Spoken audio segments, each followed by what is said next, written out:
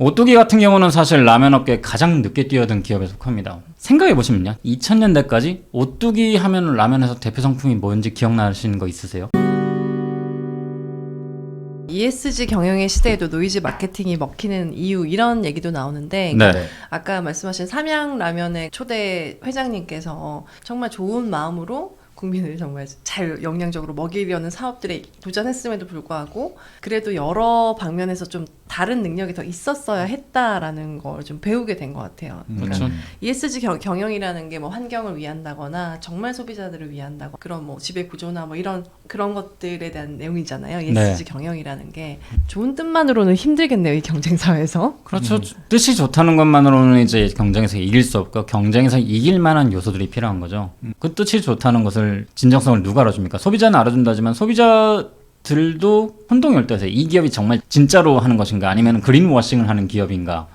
그리고 그린워싱을 한다고 하더라도요. 불매하는가? 그건 또 아니거든요. 맞아요. 경쟁에서 이기려면은 다양한 요소들이 필요하다. 이건 제가 전작인 멀티팩터에서도 이야기한 건데 결국 그런 다양한 요소들을 갖추면서 의미도 좋아야 이길 수 있다는 거지. 의미만 좋아가지고는 경쟁에서 이기기 힘들다는 거죠. 그래서 막 오뚜기 그 회장님과 따님의 그런 그 방송에 나오는 모습 보면서 부녀 관계가 참 좋아 보여. 오뚜기는 좋은 기업 같아.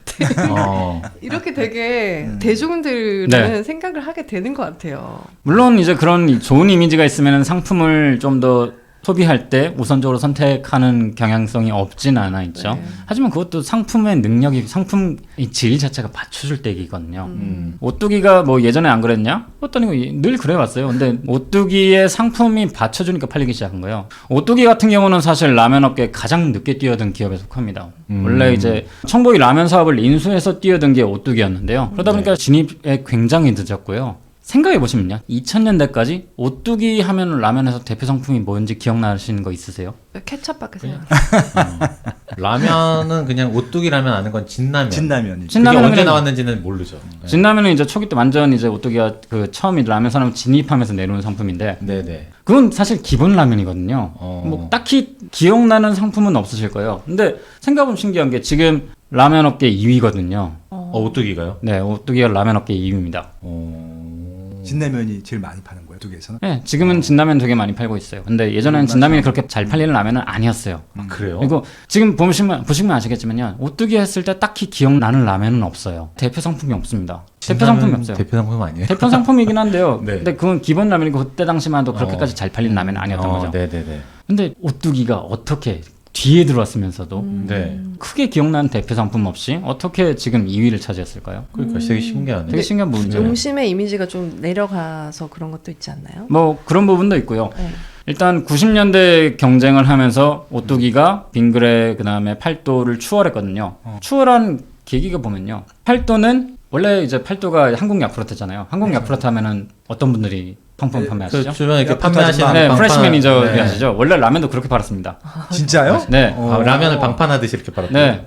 너무 예전엔 그렇게 신기했어요. 팔았어요. 네. 예전엔 그렇게 팔았는데 그게 이제 확실하게 이제 소매 유통으로 옮겨온 게 그렇게 팔기에는 라면 시장 규모가 커지니까 라면 판매 규모가 커지니까 그런 식으로 파는 데 한계가 있다 해서 소매 유통을 옮기게 돼요. 네. 근데 소매 유통을 아예 처음부터 뚫어야 되니까 굉장히 힘들었죠. 그러겠죠. 그래서 한동안 좀 팔도는 지지부진했습니다. 네. 그리고 빙그레는 아까 말씀드린 삼양하고 정반대예요. 원래 이제 아이스크림 만들고 이제 유제품 만들던 기업인데 라면 사업에 뛰어든 거예요. 여기서 똑같이 어려움을 겪어요. 예. 심지어 삼양은요 라면 사업에서 1위 기업이고 워낙에 돈을 잘 벌던 기업이었으니까 그런 유제품 쪽에서 손실이 발생해도 버틸 수 있었어요. 근데 빙그레는 원래부터가 사업을 잘하는 기업은 아니었어요. 늘 손실이 발생하고 적자 발생하는 기업이었단 말이에요. 근데 라면 사업은 어마어마하게 규모를 크게 벌여야 적자가 나지 않는 사업이에요. 네네. 근데 그런 식으로 하다 보니까 계속 적자가 누적되는 거죠. 그게 누적돼서 결국에는 부채 비율이 어마어마하게 높아지니까 부채가 어마어마하게 커지니까 라면 사업에서 철수를 결정하게 된 거였죠. 그 빈 자리를 오뚜기가 오뚜기가 대표 상품은 없었지만요. 네. 후발 주자들 중에서는 체급은 가장 좋았습니다. 그래요? 왜냐? 일단 오뚜기의 경쟁 전략이 뭐 아시다시피 케첩, 후추, 삼분 카레. 네, 카레 이런 거 어. 되게 큰 상품은 없는데요. 자잘한 상품들로 해가지고 그 분야에서 가장 많이 팔면서 수익을 챙기는 기업이에요. 양념계에서는 완전히 뭐 거의 그렇죠. 압도적이지 않나요? 그렇죠. 양념계에서는 거의 뭐 예. 1위 기업이죠. 올인원 아니에요, 그 올인원. 자체요. 그걸 바탕으로 이제 사실 라면이라는 상품도요. 결국에는 그 면을 하고 그 저기 스프. 스프 자체도 어떻게 보면 조미료의 배합이잖아요. 맞아요. 그쵸. 조미료 자체가 사실 오뚜기가 하는 일 중에 하나였고요. 아. 소금, 등기름, 참기름. 네. 뭐. 그리고 조미료를 유통하는 유통 라인은요 라면 유통과 똑같아요. 그럴 것 같아요. 오프라인. 네. 그러니까 그래서 완전히 그렇게- 새로운 사업이 아니었고. 네, 확장하기 되게 용이한 거예요.